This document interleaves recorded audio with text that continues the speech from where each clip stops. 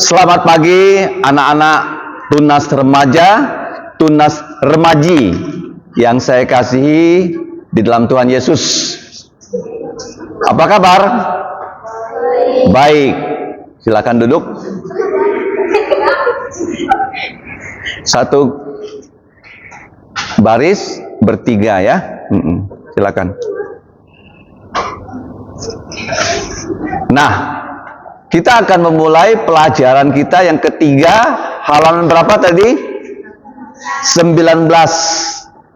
Kemarin kita sudah belajar tentang RKTT. Apa itu RKTT? Allah adalah Roh. KTT, roh yang bagaimana? Roh yang kekal, tak terbatas, tidak berubah. Itu pelajaran pertama ya. Kita juga sudah belajar tentang penciptaan dari hari ke-1. Hari ke-1 itu namanya apa? Ahad. Bukan nama, tapi nomor 1. Hari kedua, hari nomor 2, Senini. Bagus ya. Ini Randy ya bisa menjawab. Senini itu bukan nama ya. Senin itu bukan nama. Apa arti Senin? Hari kedua. Hari ketiga, selisih. Bagus Angelina ya. Selisih. Bukan nama ya. Selisih. Hari keempat, Rebii.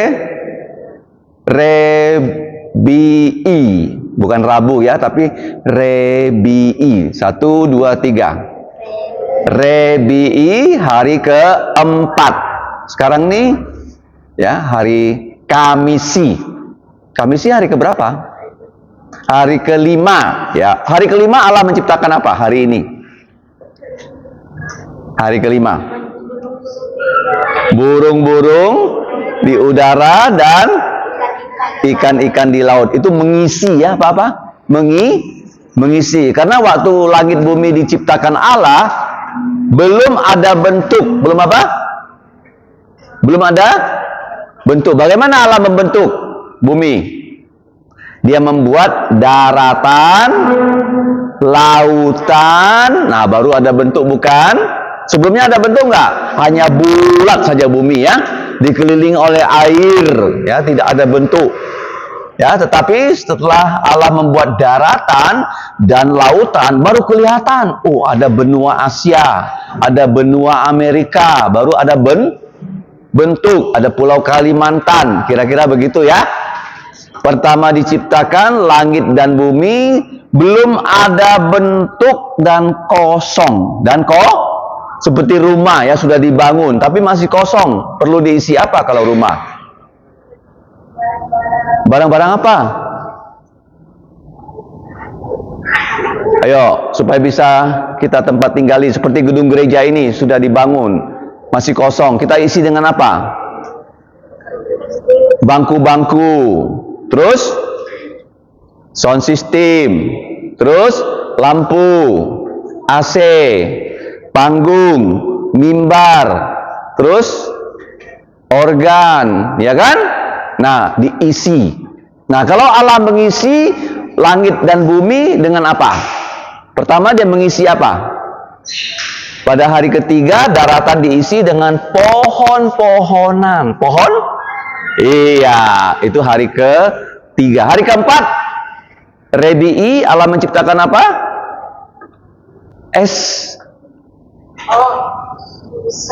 Sun, moon, stars. Bintang itu begitu banyak ya. Dia mengisi apa? Langit lapis keberapa? Ada berapa lapis langit? Langit lapis pertama tempatnya burung.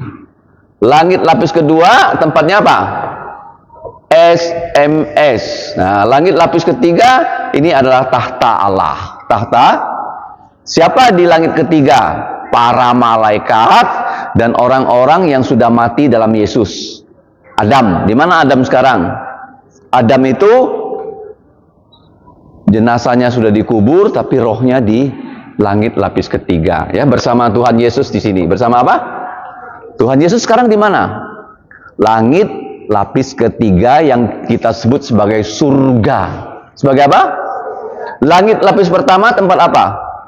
Burung. Langit lapis kedua tempat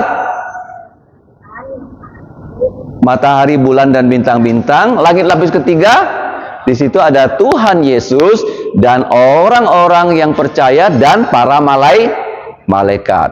Paham? Jadi Allah mengisi ya langit dan bumi. Dia mengisi bumi dengan pohon-pohonan, bukan? Iya. Oke. Hari kelima, apa yang diciptakan Allah?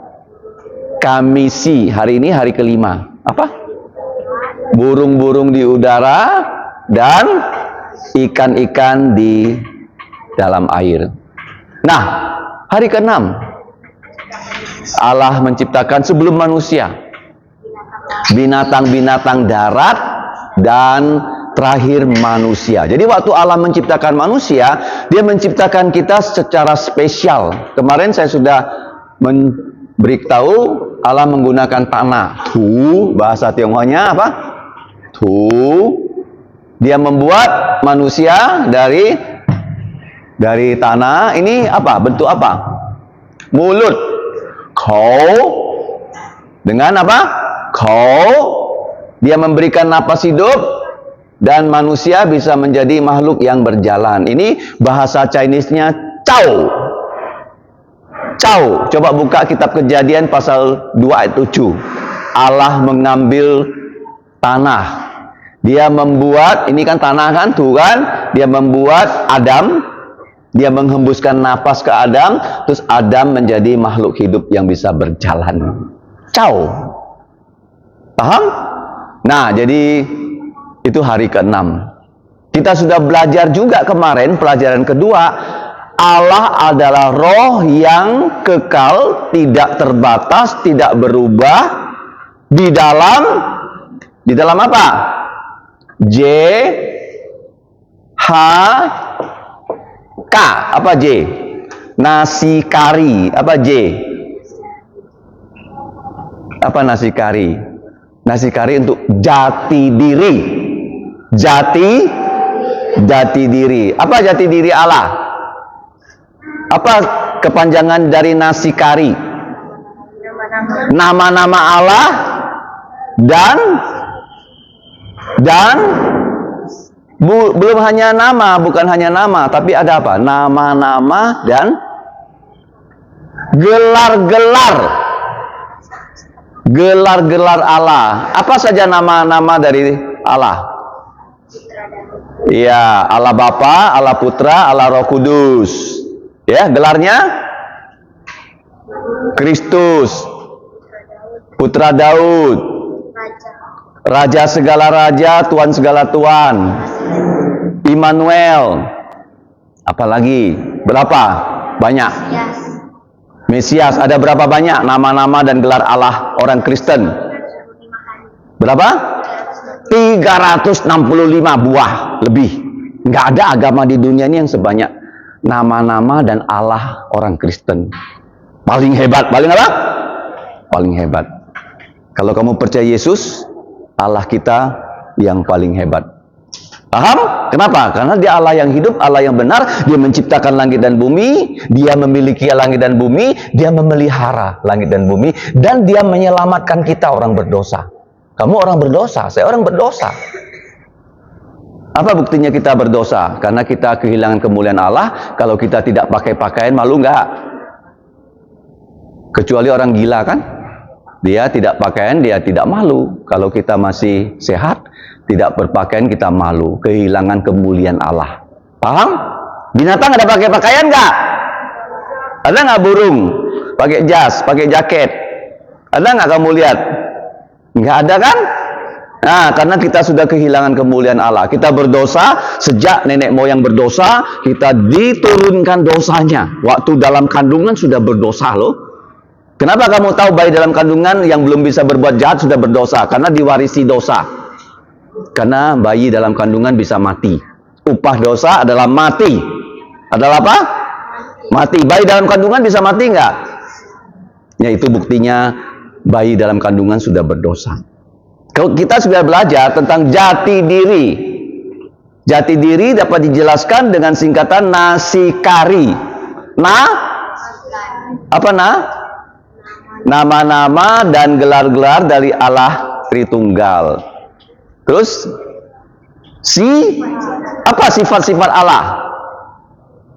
Kalau saya tanya dia, apa sifat Stephen? Oh, Stephen suka senyum. Terus saya tanya lagi, apa sifatnya si Aliang? Aliang atau Aliong? Hah? Aliang. Nah, sifatnya, oh, dia baik sama, ini abang atau adik? Adiknya, ya kan? Kemudian Nathanael, apa sifatnya? Ya, sifatnya dia sayang teman, apa? Kemudian ini Alung, namanya Gandhi.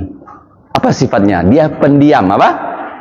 Ya, Alung itu pendiam loh, kamu lihat dia ya, dia duduk dengan diam, dengan tenang ya, nggak pernah ganggu orang ya. Dan coba kamu berdiri, Lung. Berdiri coba. Tuh badannya paling gede. Siapa yang lebih gede dari dia? Nggak ada kan?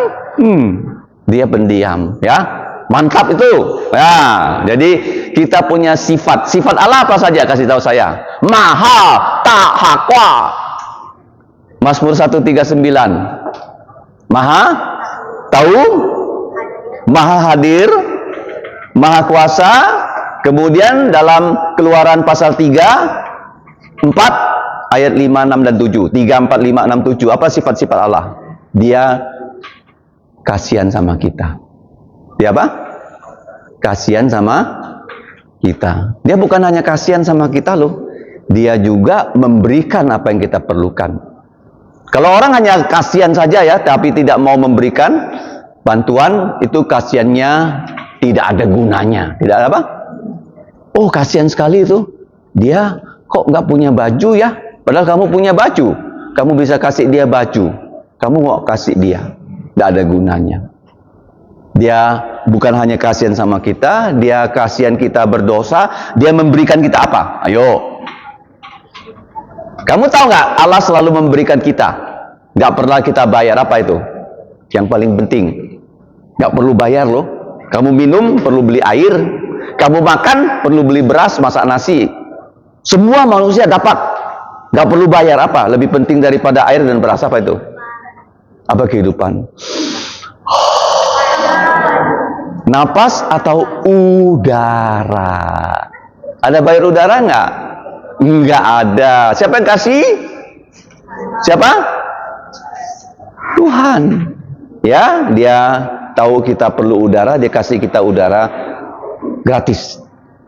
Dia tahu kita ya mau diselamatkan, gratis juga Tuhan Yesus. Nggak perlu kamu buat A, B, C, D, E, F, G sampai Z, nggak perlu. Kamu hanya percaya Yesus. Kamu hanya apa? Percaya Yesus. Nama-nama dari Allah kita, gelar-gelar dari Allah kita, sifat-sifat dari Allah kita, kita jangan tidak tahu. Itu jati dirinya. Namanya, sifatnya. Nah, sifatnya selain dia kasihan sama kita, dia beri kita Tuhan Yesus, dia mengampuni dosa kita. Coba kamu bayangkanlah, kalau kamu langsung salah di sekolah, langsung guru kamu keluarkan dari sekolah. Kira-kira di sekolah ada murid nggak? Kosong kan? Betul nggak? Kalau di dunia ini, kalau kita langsung berdosa, Allah langsung hakimi hukum kita. Di dunia ini semua orang sudah mati loh. Masih ada yang hidup nggak? Tiap hari kita berdosa kan? Langsung mati. Berdosa, mati. Dosa, mati. Oh, sudah kosong bumi ini. Tapi Allah panjang sabar. Dia mau mengampuni dosa-dosa kita. Kamu pernah nggak minta ampun dosa kepada Allah? Ada nggak? Bapa di surga. Makanya dalam doa Bapa kami ada kalimat bunyinya apa? Ampunilah kami akan kesalahan kami seperti kami mengampuni orang yang bersalah pada kami. Bagaimana cara Allah mengampuni dosa kita? Dengan darahnya Yesus. Nama dan gelar Allah jangan kita tidak tahu, sifat-sifatnya jangan kita tidak tahu. Yang terakhir apa? Nasikari. Apa kari? Apa? Kari apa kari? Nasi, nama-nama dan gelar, si sifat karya. Apa karya Allah? Ayo, kasih tahu sayang. Satu, pencipta langit dan bumi dan segala isinya. Yang kedua, dia menyelamatkan kita melalui Yesus. Yang ketiga, karya Allah adalah apa? Alkitab. Jadi kita sudah belajar jati diri Allah, hikmat Allah. Bagaimana kita bisa mendapatkan hikmat Allah? Dari dalam Alkitab. Kalau kamu merasa kurang hikmat, kamu berdoa minta hikmat, kamu membaca Alkitab, kamu akan diberi hikmat oleh Allah. Hikmat itu penting loh. Penting nggak hikmat? Penting. Nah, tentang hikmat Allah saya akan bersaksi secara singkat. Ada seorang raja yang paling pandai. Pada satu hari, ada dua rakyatnya datang pada dia, membawa mayat bayi dan juga membawa bayi yang masih hidup. Dua ibu itu bertengkar. Ini mayatnya, bayinya dia, yang hidup bayinya saya. Wah, mereka bertengkar di depan raja. Siapa sesungguhnya ibu dari bayi yang masih hidup? Ya kan, waktu mereka tidur berdua, salah satu ibunya itu menindih bayi dan bayinya jadi mati. Jadi waktu bayinya mati, dia tukar dengan bayi yang hidup. Dia bilang, ini bayi saya, bayi kamu yang mati. Dia bawa kepada raja. Raja itu namanya Raja Salomo. Bagaimana ya mengadili? Terus Raja Salomo bilang sama pengawalnya, hai pengawal, karena dia diberi hikmat oleh siapa? Oleh Allah. Ambil pedang. Ambil apa? Sini kamu duduk sini. Berdiri sini. Ambil pedang. Wah, pengawalnya ambil pedang. Pedangnya itu tajam ya.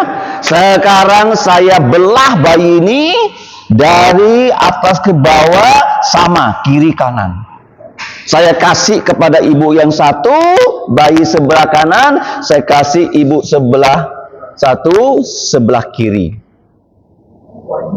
Ya kan? Terus apa yang terjadi dengan dua ibu itu? Apa? Ibu yang asli bilang apa?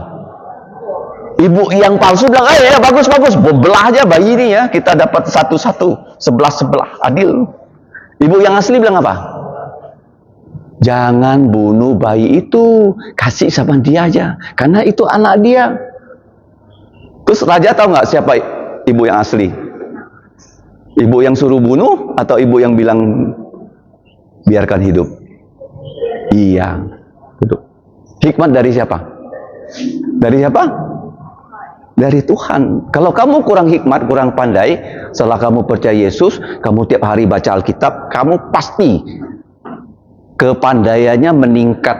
Berapa kali? 10 kali. Mau nggak? Mau nggak jadi lebih pandai 10 kali? Caranya? Tiap hari baca Alkitab, hari Minggu harus ke gereja. Paham? Nah, nanti hari Minggu kalian harus datang ke sini nyanyi ya. Nyanyi lagu yang identitas Allah ya. Nah, hari Minggu ya. Oke, itu hikmat ya. Kuasa yang paling besar, kuasa apa dari Allah? Apa yang menguasai semua manusia? Orang semuanya mati. Orang kaya mati enggak? Orang yang berpangkat mati enggak? Mati. Kenapa orang mati? Karena maut lebih kuat daripada kita. Tahu enggak? Apa yang lebih kuat daripada manusia? Maut. Jadi semua manusia karena sudah berdosa harus mati. Tetapi kamu tahu, waktu saya jelaskan kemarin, kita walaupun ya satu hari bisa mati, kita tidak takut mati. Kenapa? Karena kita sudah percaya Yesus. Orang yang percaya Yesus akan diberi hadiah oleh Yesus. Apa hadiahnya? Apa itu masuk surga? Bisa nggak sekarang kamu dengan tubuh ini masuk surga? Bisa nggak? Nah, terus bagaimana bisa masuk surga? Seperti tubuh Yesus yang bagaimana? Yang sudah bangkit dari kematian, disebut tubuh apa? Mulia. Tubuh apa? Mulia. Itu bisa dibaca di dalam 1 Korintus, tolong dicatat. 1 Korintus pasal 15 disebut tubuh mulia. Ya, tubuh yang tidak dibatasi oleh ruang. Ya, kalau Tuhan Yesus dia naik ke surga, dia perlu naik pesawat kah Tuhan Yesus? Enggak perlu. Paham ya? Tuhan Yesus sudah punya tubuh mulia dan dia akan berikan kepada kalian tubuh mulia. Kalau kalian sudah dapat tubuh mulia, apakah kalian masih kecil seperti ini? Apakah saya masih tua seperti ini? Tidak. Ya, akan menjadi manusia yang tubuhnya, umurnya seperti Yesus waktu dia bangkit dari kematian. Umur Yesus berapa waktu dia bangkit dari kematian? 33,5 tahun. Ya, langsung 33,5 tahun. Saya jadi lebih muda lagi ya. Tahun ini saya akan berumur 60. Jadi 33,5 tahun. Kalian masih kecil, kalau Yesus sekarang datang, dia kasih kamu tubuh mulia, langsung menjadi 33,5 tahun. Nggak ada lagi ceritanya orang kecil, nggak ada lagi cerita orang tua. Semua sehat, semua nggak bisa sakit, semua nggak bisa mati. Yang penting semua tidak akan berdosa. Tidak akan apa? Berdosa. Tubuh yang paling bagus seperti tubuhnya Yesus. Ya, itu kuasa. Kita sudah belajar ya. Allah itu roh, roh yang KTT. KTT apa KTT?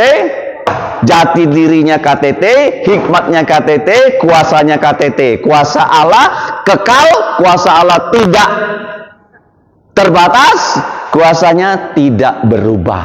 Ya, apa tuh KTT? Kekal, tak terbatas, tak berubah. Ya, jadi jati diri Allah kekal, jati diri Allah tidak terbatas, jati diri Allah tidak berubah. Kuasa Allah kekal, kuasa Allah tidak terbatas, kuasa Allah tidak berubah. Hari ini kita belajar tentang apa? Pelajaran di halaman 19. Kasih tahu saya, yuk. Tentang apa? Kata KTT Allah dalam hal apa? Dalam hal apa? Kita sudah belajar jati dirinya, hikmatnya, terus kuasanya. Hari ini tentang apa? Judul di atas. Judul. Allah itu roh yang KTT dalam hal apa? Dua hal. Kesucian dan keadilannya. Stephen, maju sini.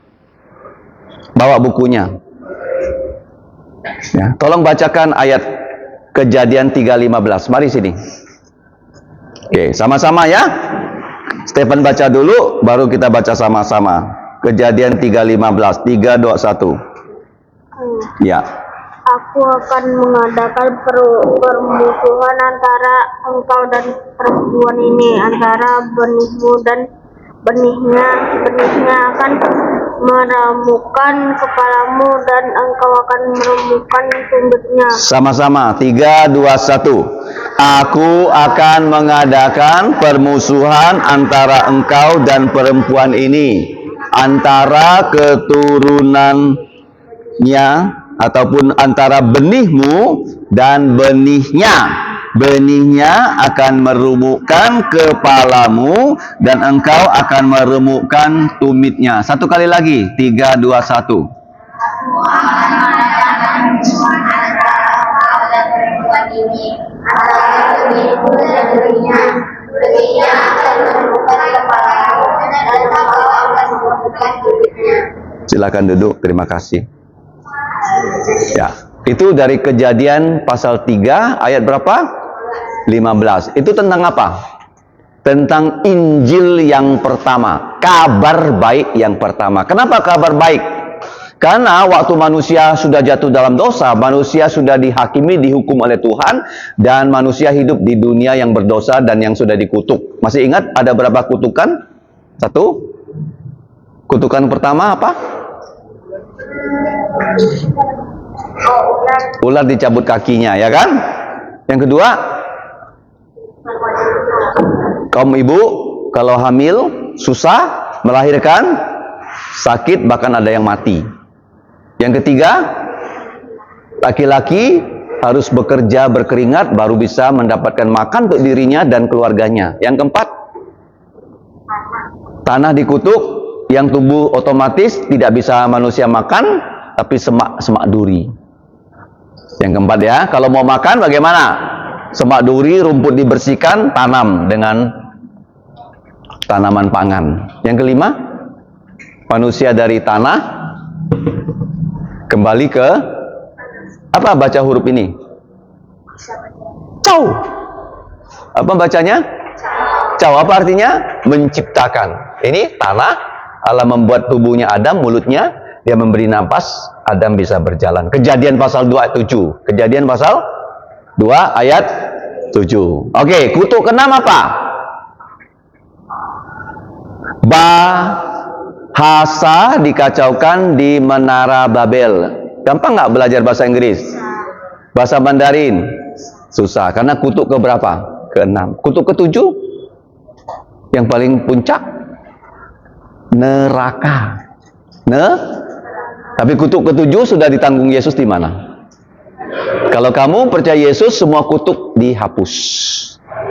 Percaya Yesus, semua kutuk dihapus. Nah, yang tadi kalian baca itu disebut Injil yang pertama, kabar baik yang pertama setelah Adam dan Hawa diusir dari Taman Eden. Wah, mereka itu ya dibuatkan ya pakaian dari kulit binatang. Sekarang mereka kalau mau makan nggak bisa lagi pergi ambil ya makanannya. Mereka harus membersihkan rumput, menanam gandum baru bisa makan. Dan apa yang terjadi dengan Adam dan Hawa? Waktu mereka punya anak, abangnya yang pertama yang bernama Kain membunuh adiknya yang bernama Habel. Waduh, mereka menjadi hidupnya sangat menderita.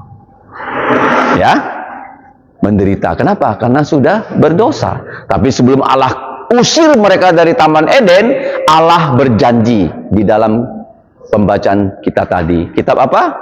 Kejadian pasal 3 ayat 15. Aku akan membuat permusuhan antara engkau. Siapa itu engkau? Setan dan perempuan ini. Karena setan menipu siapa? Perempuan. Ya, antara benih perempuan dan setan sendiri. Apa yang dijanjikan Allah? Bahwa keturunan perempuan, benih perempuan akan meremukkan kepala kamu. Siapa itu keturunan perempuan? Kamu tidak bisa sebut diri kamu keturunan perempuan karena kamu punya bapak, punya ibu.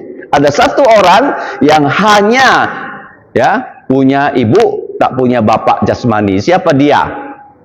Siapa? Siapa? Dia tidak punya bapak jasmani. Hah? Satu laki-laki tidak punya bapak jasmani, hanya punya ibu. Siapa dia?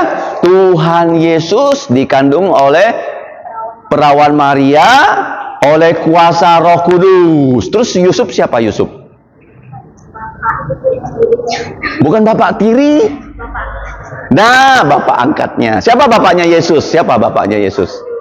Allah Bapa. Allah Bapa itu Allahnya dan bapaknya Yesus. Yusuf hanya bapak angkat bagus. Di dunia ini hanya ada 3 orang yang spesial. Siapa dia? Adam. Adam punya bapak ibu enggak? Tidak punya. Kamu ketemu Pak Adam di surga. Pak Adam, mana bapakmu, ibumu? Enggak punya. Kok bisa? Ya, saya dibuat dari tanah oleh Tuhan. Dibentuk tubuh saya, dikasih napas hidup, saya jadi Adam. Adam ya waktu dia diciptakan umur berapa dia? Bayi? Sudah dewasa. Ya. Siapa lagi yang tidak punya? Hawa tak punya apa? Tidak punya ibu. Ambil dari tulang rusuk suaminya. Siapa yang tidak punya bapak? Hanya punya ibu. Tuhan Yesus. Jadi Allah berkata, aku akan mengadakan permusuhan antara keturunan perempuan. Siapa yang disebut keturunan perempuan? Tuhan Yesus. Dia akan meremukkan kepala ular. Bagaimana cara Tuhan Yesus meremukkan kepala ular? Waktu dia disalib, dia mengalahkan maut, dan dengan bangkit dari kematian, dia mengalahkan kematian. Hai maut, di mana sengatmu, di mana kuasamu. Jadi waktu Yesus sudah bangkit, dia punya tubuh mulia, dia selama-lamanya tidak akan mati lagi. Ya, ular sudah diremukkan kepalanya. Terus Ular akan apa? Meremukkan tumit. Tumit Yesus diremukkan kapan? Waktu dia disalib. Maka itu disebut Injil yang pertama. Tulis di situ. Kejadian 3:15 itu disebut Injil yang pertama. Dalam bahasa teologianya itu adalah proto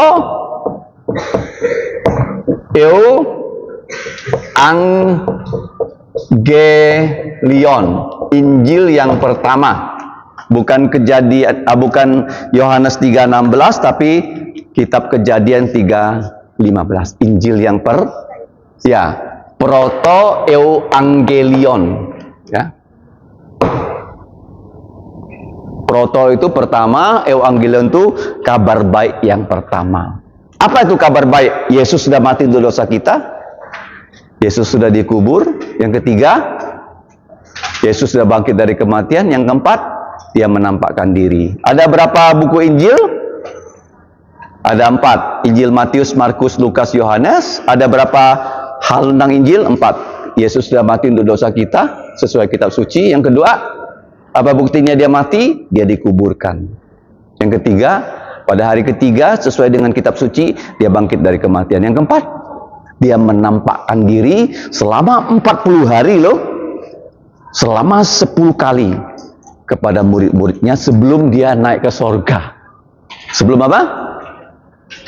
Naik ke sorga. Saya tanya kepada kalian, di sini siapa yang belum punya Injil Tuhan Yesus? Angkat tangan. Siapa yang belum punya? Oh, tolong Koko Alvio kasihkan ke Julianti ya, Injil Tuhan Yesus. Nah, kesucian Allah kita akan belajar dengan apa? Setelah kesucian,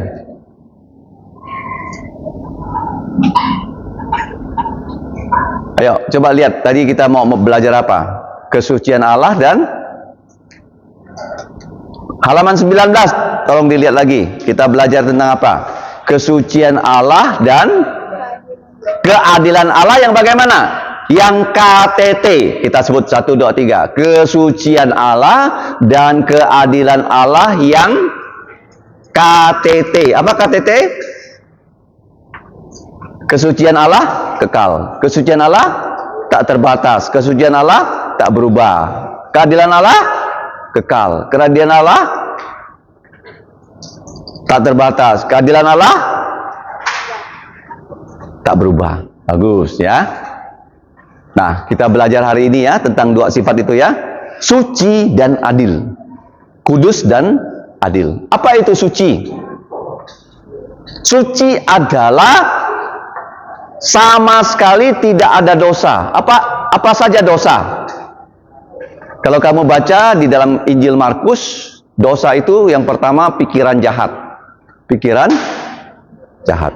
Belum kita berbuat dosa loh. Kalau kamu sudah punya pikiran jahat ya, mau jahat sama orang itu sudah dosa.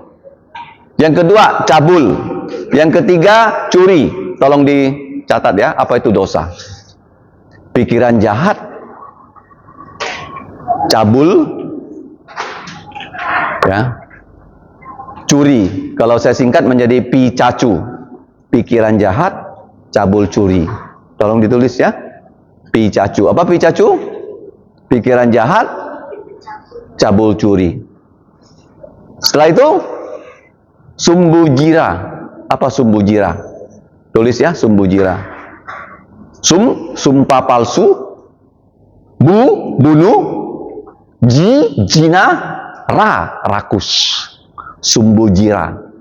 Jadi yang pertama picacu, yang kedua sumbujira, yang ketiga jalinari. Apa jalinari?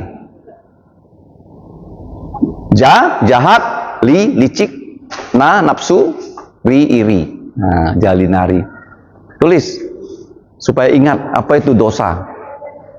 Ya, picacu, sumbujira, jalinari. Yang terakhir sombal. Sombal. Itu hujat, itu sombong, bukan sambal ya. Sombal ya, bukan sambal tapi sombal. Sombong, bebal. Apa itu bebal?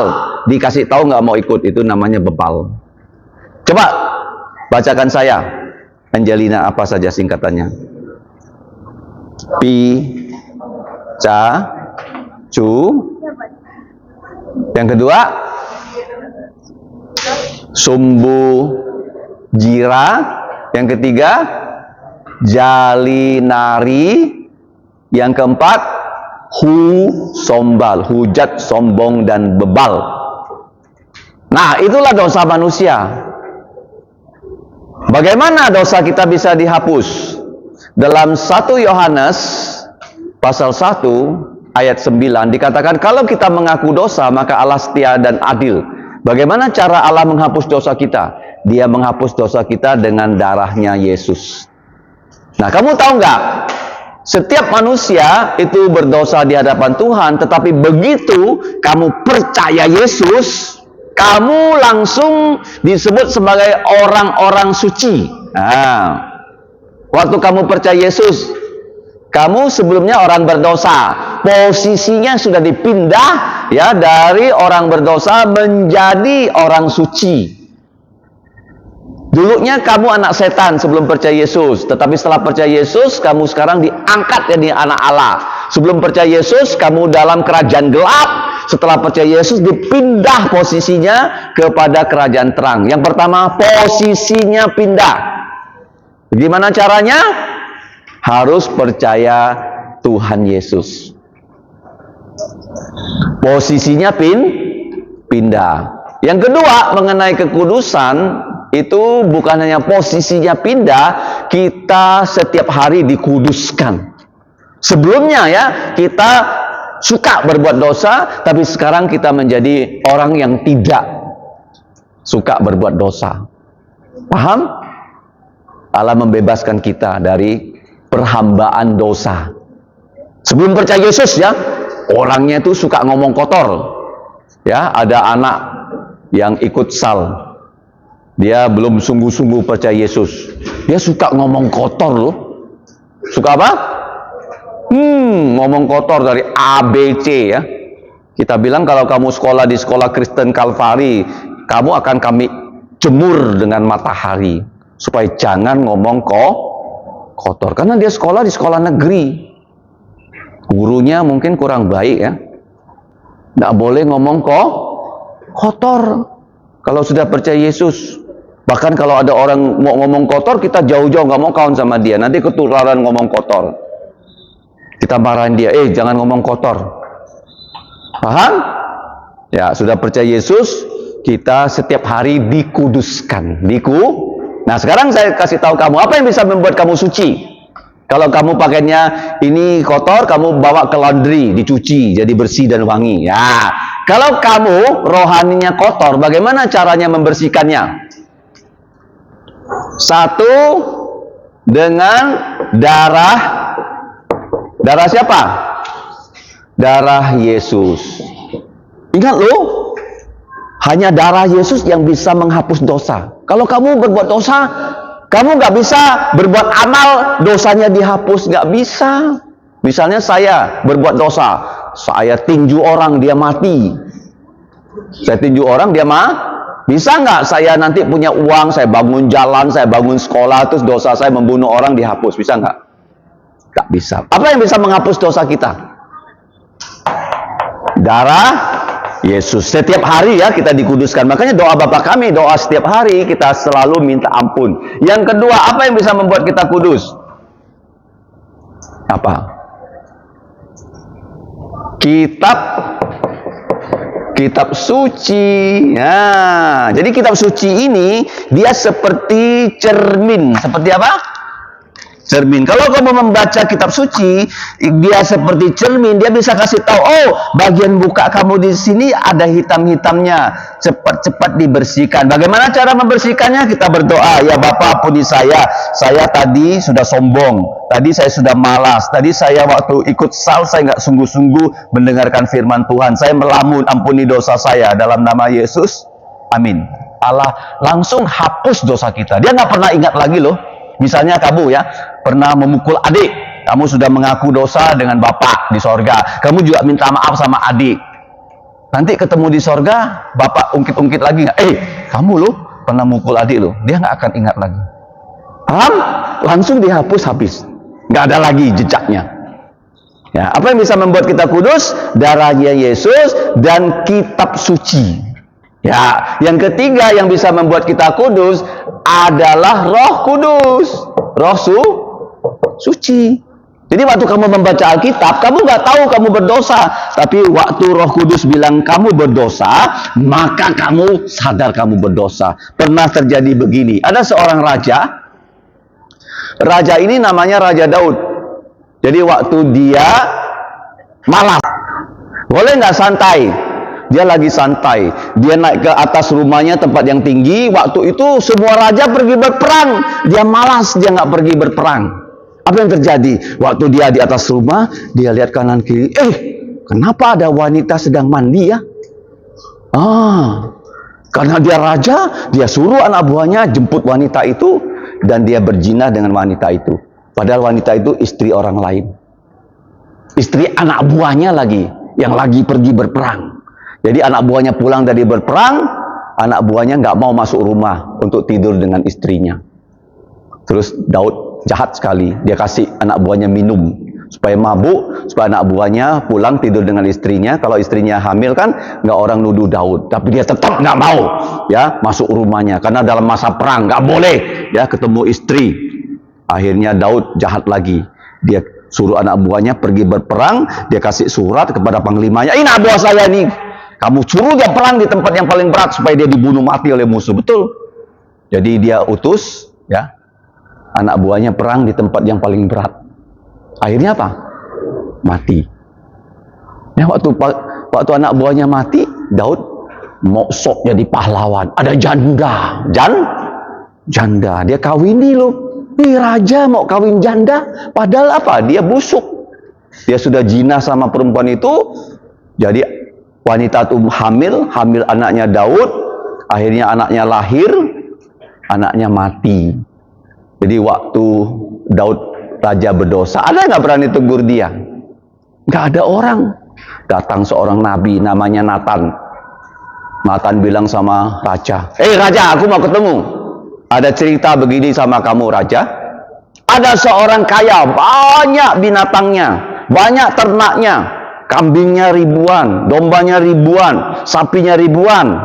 Waktu dia datang tamu, dia nggak mau ambil satu kambingnya, satu dombanya disembeli untuk kasih makan tamunya. Tapi dia lihat tetangganya yang hanya punya satu domba, disayang-sayang, curi domba itu. Dia sembeli, dia kasih makan tamunya. Tamunya itu iblis. Raja itu bilang apa? Jahat banget orang ini. Sudah banyak ternak, ada tamu datang, nggak mau ambil ternaknya, tapi ambil ternak tetangga yang hanya satu. Raja bilang, itu orang berdosa, harus ganti 4 kali lipat. Dosa dia menurut Alkitab. Daud bilang kepada Nabi Nathan. Nathan bilang apa? Betul, itulah kamu. Kaget dia, kok bisa saya? Iya, kamu ambil siapa? Istrinya Uria. Harus ganti 4 kali lipat. Kalau dosa ya ada konsekuensinya, nggak boleh sembarangan berdosa loh. Nathan bilang kamu ganti 4 kali lipat. Akhirnya 4 anak Daud mati. Siapa saja?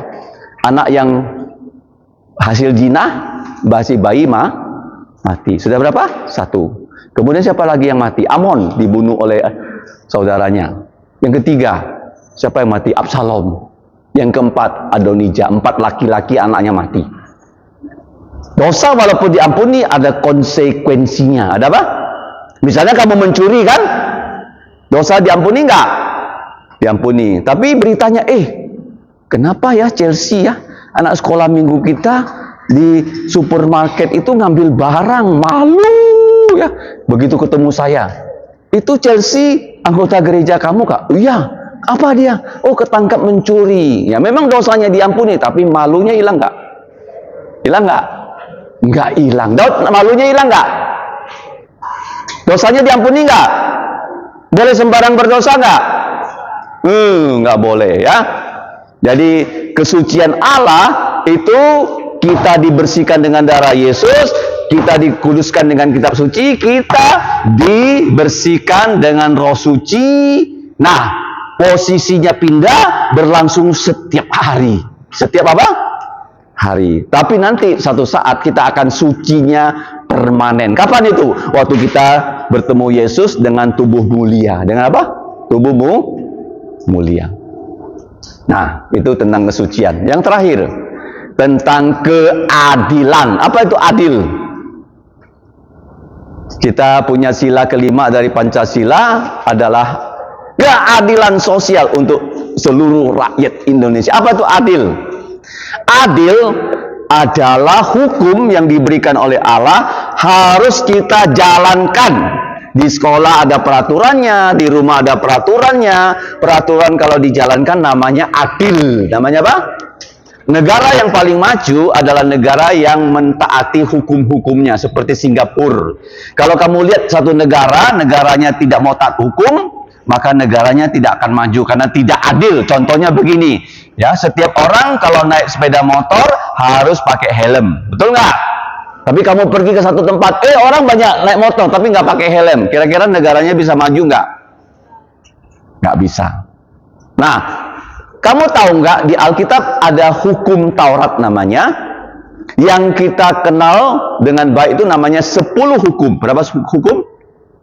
Kenapa 10? Karena gampang diingat. Berapa? 10 hukum ini mewakili 613 hukum. Tolong dicatat, bukan hanya 10 hukum. 10 hukum mewakili apa?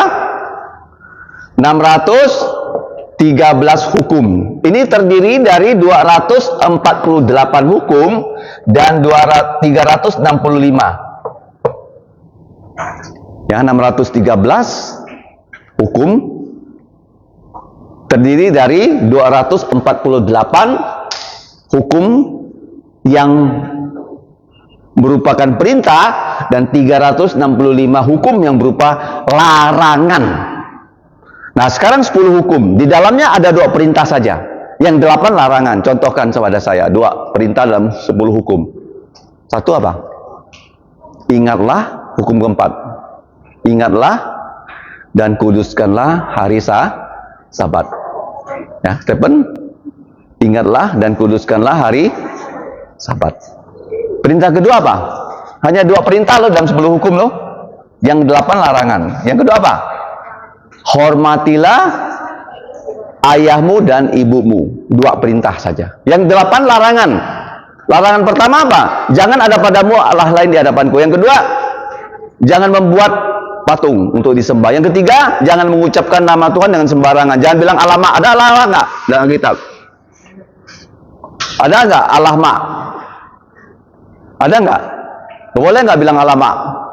Yang ada apa? Allah Bapa. Larangan berikutnya apa? Jangan membunuh, jangan berzina, jangan mencuri. Jangan mencuri itu hukum ke-8. Hukum ke berapa? Kenapa hukum 8? Kalau mencuri diborgol apa? Di hukum berapa itu? 8. Hukum 9? Jangan bersaksi dusta. Kalau membunuh, mengambil nyawa. Kalau berzina, mengambil suami orang atau istri orang. Kalau mencuri, mengambil barang orang. Kalau berbohong, apa? Mengambil nama baik orang, memfitnah. Yang ke-10, jangan tamak. Nah, jadi itu 10 hukum sebenarnya mewakili 613 hukum. Apa itu 613 hukum? Dibagi 248 hukum yang merupakan perintah dan 365 hukum yang merupakan larangan. Ini kenapa ada 248? 2 kali 4 sama dengan 8. Kenapa 248 perintah? Kenapa? Karena orang Israel, mereka menganggap tubuh manusia itu ada 248 organ. Sebutkan sama saya organ tubuh kamu apa? Coba Naomi, apa organ tubuhnya? Apa? Jantung. Apa gunanya jantung? Bagus. Ini paling vital. Kasihilah. Coba ya. Kasihilah Tuhan Allahmu. Ini gambar apa? Ini bukan gambar hati loh. Gambar apa ini? Ini gambar apa? Jantung. Kasihilah Tuhan Allahmu dengan segenap jantungmu, dengan segenap napasmu, jiwamu, dengan segenap pikiranmu, dengan segenap kekuatanmu. Ayo ulangi, bagus ya. Kasihilah Tuhan Allahmu dengan segenap jantungmu. Ini bukan hati, jantung. Jantung ya. Yang kedua, dengan segenap jiwamu, dengan segenap kekuatanmu, dengan segenap akal budimu. Ya, jadi betul ada 248 organ untuk menjalankan perintah Tuhan. Apa gunanya mata kamu? Untuk melihat. Melihat apa? Kalau Daud dia melihat orang mandi, dia rebut istri orang. Melihat apa? Firman Tuhan. Apa gunanya telinganya? Mendengarkan. Seperti tadi dia suruh hitung kan sampai tempat dia kaget. Oh, nomor berapa? Ya, mendengarkan. Apa gunanya tangannya? Menolong orang, ya, menolong ibu, ya kan, membersihkan rumput, ya kan. Apa gunanya organ kita? Berapa organ tubuh manusia? Untuk apa? Untuk melaksanakan perintah Tuhan. Ini berapa? Kenapa 365? Setiap hari ada larangannya. Jadi hukum Taurat ini karena dia 613 itu hanya diwakili 2 hukum atau 10 hukum. 10 hukum atau 2 hukum. 2 hukum itu kasihilah Tuhan Allahmu dengan segenap jantungmu, nafasmu, pikiranmu, kekuatan. Ayo coba berdiri, peragakan. Kasihilah Tuhan Allahmu dengan Naomi sini, Naomi, peragakan sama saya. Ya, 1, 2, 3. Kasihilah Tuhan Allahmu dengan segenap jantungmu, napasmu atau jiwamu, dengan segenap pikiranmu, terakhir dengan segenap kekuatanmu. Itu hukum yang pertama. Hukum yang kedua, kasihilah tetanggamu seperti dirimu sendiri. Bukan sesama ya, tetangga. Silakan duduk. Kenapa tetangga? Karena ya, tetangga itu orang yang ada di sebelah kiri kanan kita. Jadi ya, adil artinya semua hukum 613 harus dijalankan. Tapi kita manusia yang sudah jatuh dalam dosa nggak bisa menjalankan hukum itu. Pasti kita ada salahnya. Saya tanya kepada kalian, Stephen kelas berapa? SMP 1 ya nanti ya. Nah, pernah nggak kamu ulangan di sekolah selalu dapat nilai 100? Pernah? Nggak pernah. Siapa yang di sini yang pernah sekolahnya selalu nilainya 100? Angkat tangan. Selalu 100? Betul? Ada? Matematika 100, Pancasila 100, iya kah? Ada nggak kalian? Ini ada guru nih, guru Mawar, Miss Mawar. Ada nggak anaknya yang setiap hari dapat 100? Nggak ada, nggak bisa manusia. Sepandai-pandainya pasti ada salahnya. Tapi ada satu orang, dia selalu 100. Siapa dia? Ayo. Dia tak pernah salah, tak pernah dosa. Siapa dia? Tuhan Yesus. Dia Allah menjadi manusia sempurna sehingga dia bisa menjadi wakil kita. Menjadi apa? Menjadi apa? Tuhan Yesus ada dosa nggak? Ada salah nggak? Dia menjadi wakil kita yang menjalankan seluruh hukum dengan sempurna. Namanya adil. Namanya apa? Adil. Sehingga dia memberikan kita jubah keadilan. Jubah apa? Nah, kalau Allah melihat kamu sudah percaya Yesus, dia nggak lihat kelakuan kita, dia melihat perbuatan Yesus yang dengan darahnya menghapus dosa kita, dan dengan perbuatan baiknya Yesus yang tidak pernah berdosa memberikan kita jubah keadilan. Keadilan Yesus, satu, tidak pernah berubah, tidak terbatas dan kekal. Jadi hari ini kita belajar ya, yaitu tentang apa? Kesucian dan keadilan. Kesucian Allah sempurna, kita tidak ada kesucian. Kalau kita percaya Yesus, dengan apa kita bisa disucikan? Darah Yesus, kitab suci, dan Roh Kudus. Posisinya dipindah dan berlangsung progresif setiap hari, dan satu saat bersifat permanen. Keadilan Allah apa itu? Semua hukum harus dijalankan, tapi kita nggak bisa. kita diberi Tuhan Yesus mewakili kita menjalankan semua hukum tanpa ada salah, sehingga Yesus yang disalib bisa memberikan kita namanya jubah keadilan. Sebut ya, jubah keadilan miliknya siapa? Tuhan Yesus, karena dia berhasil melaksanakan seluruh hukum Taurat. Dia orang Yahudi, hari ke-8 dia disunat. Waktu dia mati, dia menjalankan 10 hukum enggak? Dia menyerahkan Maria kepada Yohanes, karena adik-adik tirinya belum percaya Yesus. Dia serahkan kepada Yohanes, karena dia taat hukum kelima, hormatilah ayahmu dan ibumu. Ya, kita berdoa, nanti saya serahkan kepada Lause.